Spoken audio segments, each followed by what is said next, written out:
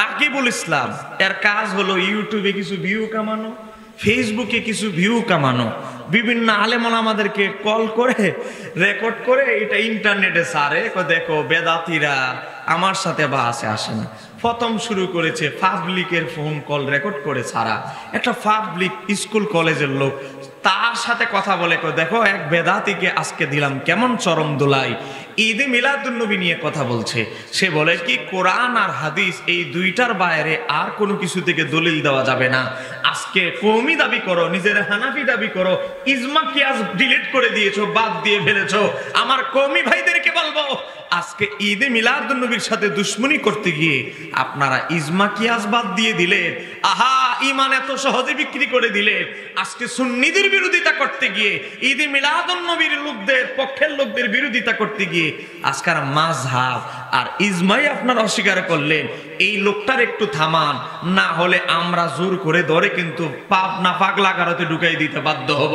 চিৎকার দিয়ে বলতে হবে, ঠিক কিনা? আপনাকে রাগ করতেছেন আমার কথা?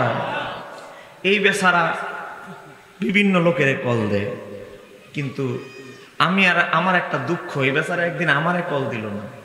কলটা দিলেই বললাম বলে যে আজকে রাত্রি ডিবেট হবে, তার সময়ই দিলাম না যে আজকে রাতে ডিবেট মাহফিল একটা ক্যান্সেল হবে, সমস্যা কি? একটা ক্যান্সেল করে হাতে পায়ে ধরে একটা মাহফিল ক্যান্সেল করে নিব, আজকে রাতেই ডিবেট হবে। কিন্তু বেচারা আমাকে কল দেয় না। আমার বাবারা ভাইরা, ওই বিভিন্ন ছাত্র যারা ইউটিউবার ভিডিও টিডিও বানায় আমাদের, তাদেরকে ফোন দিয়ে বিরক্ত করে। গতকালকার আগের দিন দারুন নাজাতের একজন শিক্ষক মাওলানা ফরিদ হুজুর, তিনি ফোন দিয়েছেন তাকে। এই বেচারারে এত ধরা, এত চেষ্টা করলো যে আসেন আগে শর্তগুলো ঠিক করি। শর্ত ঠিক আছে, কোরআন হাদিস এই শেষ। কোরআন আর হাদিস বললা ইজমা কিয়াস, না আমি ইজমা কিয়াস তো এখানে আমি মানি না। ইজমা কিয়াস কি তাহলে অস্বীকার করেন? অস্বীকার করি না, তবে ঈদে মিলাদুন্নবীর বাহাসে আমি ইজমা কিয়াস দলিল দিব না। তার মানে সে জানে উম্মতের ইজমা হয়েছে, সারা বিশ্বের মুসলমান হক্কানি যত আলেম আছে সবাই ঈদে মিলাদুন্নবীর পক্ষে। এই কিছুদিন আগে 20-25 দিন আগে একজন আলেম মারা গেছেন, গোটা বিশ্বের সবচেয়ে বড় হাদিস বিশারদ ডক্টর ওমর হাশেম রহমাতুল্লাহ আলাই, যার সিনার ভিতরে 1 লক্ষ হাদিস মুখস্থ ছিল। একটু জোরে কন্যা মারহাবা। বলেন না কয় লক্ষ? সারা পৃথিবীতে একজন আলেম ছিলেন ডক্টর ওমর হাশেম। তিনি ঈদে মিলাদুন্নবীর উপরে 3টা বই লিখেছেন। তিনি তার জামে মসজিদে অসংখ্য বক্তৃতা দিয়েছেন।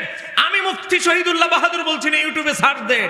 তার মিশরের জাতীয় টেলিভিশনে সাক্ষাৎকার নেওয়া হয়েছে। আপনি যদি ইতস্ত না করেন, আপনার একটা প্রশ্ন করতে চাই। কয় কি প্রশ্ন? আপনি যে 1 লক্ষ হাদিসের খাদেন, আপনি যে নবীর সারা বিশ্বের সবচেয়ে বড় হাদিস বিশারদ, আপনার সাথে কি নবীর স্বপ্নে জিয়ারত হয় নাই? তিনি ঘাটটা নিচু করে বললেন, আমার সাথে আল্লাহর হাবিবের 5 থেকে 7 বার স্বপ্নে জিয়ারত হয়েছে। হে মুসলমান, দেখো এত বড় আলেম যার সাথে নবীর সরাসরি কানেকশন। আমি এই যুগের কথা বলছি, 1 লক্ষ হাদিসের হাফেজ।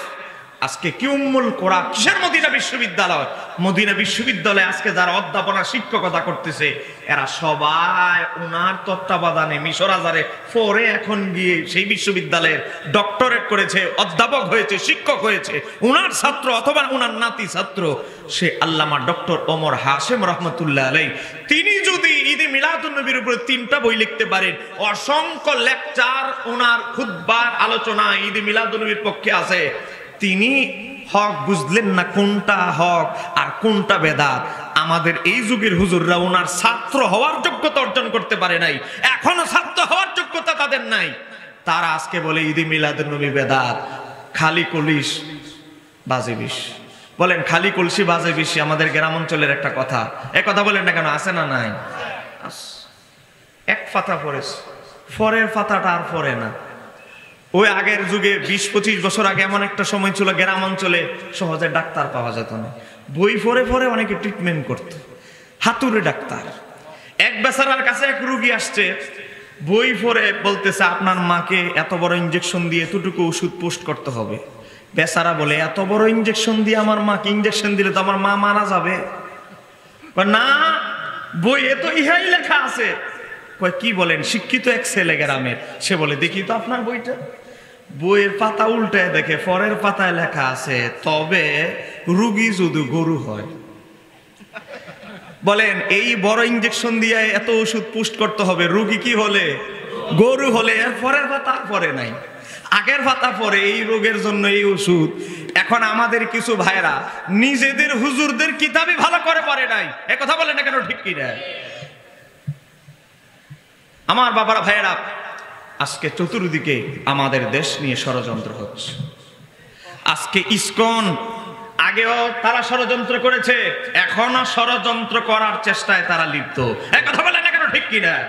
আমরা আজকের মাহফিলে হাটহাজারী ফতেহাবাদ থেকে বলতে চাই, এটা তো ফতেহাবাদ পড়ছে না, ফতেহাবাদ থেকে বলতে চাই, এই ইসকন নামক উগ্রপন্থী সংগঠনকে বাংলাদেশ থেকে নিষিদ্ধ করতে হবে, এই কথা বলে না কেন? ঠিক কি না?